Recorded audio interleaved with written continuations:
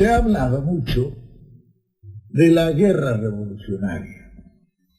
Bien, algunos creen que esto es una cosa nueva. La guerra revolucionaria, en su forma, diremos, autóctonas en cada lugar que se realiza, puede tener sus características originales, pero la guerra revolucionaria es una guerra de guerrillas. Se realice en el campo o se realice en las ciudades. Es decir, puede ser guerra de guerrilla urbana y guerra de guerrilla rural, según las características de cada región donde se la realiza. Pero esto no es una cosa nueva.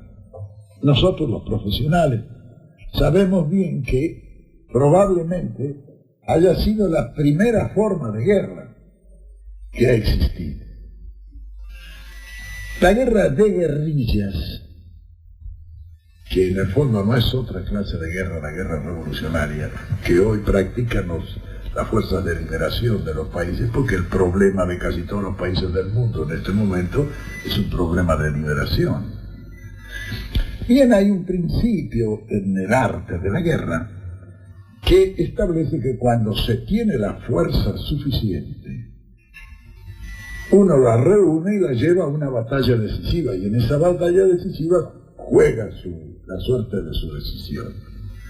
Pero cuando no se tiene esa fuerza suficiente para vencer en una batalla decisiva, se divide esta gran batalla que se podría librar en conjunto, se divide en miles de pequeños combates, donde venciendo en cada uno de ellos por las circunstancias especiales que ayudan a esta acción, es en cierta medida y a lo largo del tiempo como si se diera una batalla decisiva, sumando todos estos éxitos tácticos. Por eso, la guerra de guerrilla en estas condiciones es o la guerra decisiva cuando se va a una batalla. La otra es una guerra de desgaste. Al enemigo muy fuerte uno lo va desgastando por parte. Eso obedece a un viejo pensamiento de Confucio. Confucio decía que una hormiga no puede comer a un elefante, no puede matar a un elefante, pero sí se lo puede comer. Es decir, es ir sumando esfuerzos hasta ir desgastando y devorando, diremos así, la fuerza que se tiene enfrente. Esto es normalmente en los conflictos entre la fuerza y la opinión. La opinión tiene mucha fuerza, pero como opinión no tiene una fuerza activa para una lucha violenta. Entonces esa fuerza de la opinión se va descomponiendo hasta formar las guerrillas. Eso es la guerra revolucionaria tal cual se la practica hoy en casi todos los países latinoamericanos. Que tampoco es porque solo sea Dios grande y misericordioso, sino que esto es una cosa preparada, organizada, y armonizada y coordinada. ¿Por qué? Porque el problema es común. Entonces la lucha también tiene que ser, en realidad tiene que ser común. ¿En qué consiste la guerra revolucionaria? En toda acción de guerra, esto ya es una guerra, en toda acción de guerra, los medios que se emplean es, uno, la potencia. El que tiene la potencia generalmente es poco móvil, porque la potencia lo ata a los elementos de lucha. En cambio, el que no tiene la potencia no tiene otro remedio que multiplicar su acción por la movilidad. La guerra revolucionaria, en consecuencia, se trata de una guerra de movilidad, donde está la fuerza, nada. Donde la fuerza no está, todo. Pegando cuando duele y dónde duele. Esa ha de ser, digamos así, el eslogan de la guerra revolucionaria. Ahora, indudablemente que para que esto pueda realizarse con éxito, porque el que tiene la fuerza, el que tiene la potencia, diremos así, va a seguir persiguiendo a esa acción de guerrillas. Y a la larga lo va a acorralar en alguna parte hasta poderlo aniquilar. El secreto está en poderse liberar de ese peligro, para lo cual hay que tener una zona, diremos, que sea inmune a toda la acción de la fuerza. Eso, por ejemplo, se puede producir por acción territorial. Es decir, cuando se hace la guerrilla rural, la montaña, el bosque, donde es posible colocarse detrás de un obstáculo que no puede ser fácilmente vencido por el otro, se puede obtener zonas inmunes a la acción de la fuerza. Y en la lucha de guerrillas urbanas, primero la sorpresa es el factor fundamental para realizarse, la sorpresa, y después los medios de movilidad para desaparecer inmediatamente de producir el golpe. Si se golpea, allí donde duele y cuando duele, y después cuando concurre la fuerza que ha de desaparecer. Sí, la sorpresa y la movilidad. Ahí están los dos factores fundamentales de ese tipo de guerra que se desarrolla dentro de las zonas urbanas. Ahora, naturalmente que esto presupone que no pueda ser una cosa improvisada. En la guerra no hay nada que pueda ser improvisado. La guerra hay que estudiarla bien, prepararla bien y realizarla bien. Cada uno de los grupos que actúan en esto deben ser grupos que ejercitan. Estas se llaman acciones de comando en la guerra regular, se llaman acciones de comando. Y estas se preparan minuciosamente. Se elige el terreno igual que el que se va a actuar y se ejercita coordinando las horas, coordinando las acciones. Esto se hace 2, 3, 4, 5 veces cuando cada elemento como un reloj está en lo que tiene que realizar, entonces se larga la operación en el terreno real. Esto tiene probabilidades de éxito, es decir, no se improvisa nada. Digamos, una acción de esta se concibe. El éxito no le sale al paso por suerte ni por casualidad. Esto es, se concibe, se prepara, se ejercita y después recién se realiza. Es decir, el éxito depende de toda esa acción, de toda esa preparación y de toda esa organización. El éxito a nadie le sale al paso, no es obra de la casualidad. El éxito es obra de la previsión, de la organización y de la realización. Cada una de estas acciones es una pequeña batalla que se libra. Y si no se ha omitido nada, si se ha asegurado bien toda la acción que se va a realizar, no puede fallar. Esto se hace en la guerra regular, se hace frente a unidades, es un golpe de audacia a la noche, le copan el comando y desaparece el comando. Entra una acción de esta, entra en un campamento y ya con todo perfectamente estudiado y conocido, y se liquida todo el comando y le dejan una unidad sin cabeza. Bueno, esto no es nada más que eso aplicado a esta guerra revolucionaria que se está realizando en todas partes. Como digo, no allá solamente, en todas partes. Los diarios dan todos los días las noticias de acciones realizadas de esta manera. Algunas fallan. Cuando fallan es por falta de preparación, o por una mala concepción, o por una falta de organización. Pero si no, esto no puede fallar. No puede fallar, ¿por qué? Porque usted pega donde nadie lo está esperando. En consecuencia, usted va preparado hasta los 10 y armado hasta los otros no.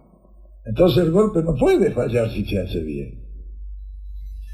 Y como decimos, esta guerra de guerrillas es hija de esas acciones.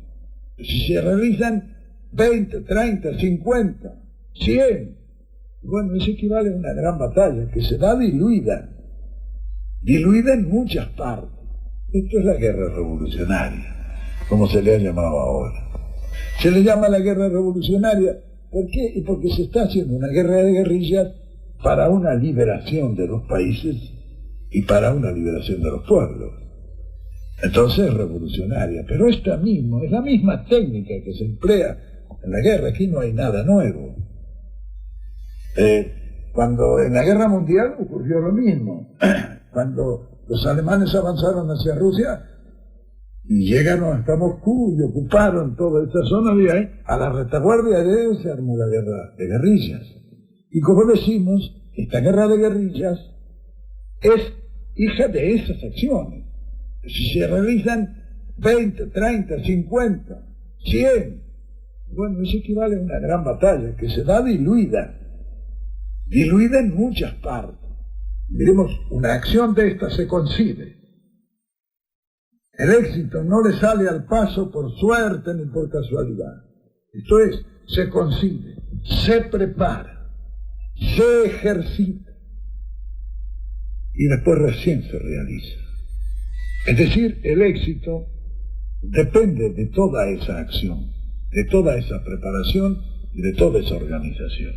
El éxito a nadie le sale al paso, no es obra de la casualidad. El éxito es obra de la previsión, de la organización y de la realización. Esto es la guerra revolucionaria, como se le ha llamado ahora.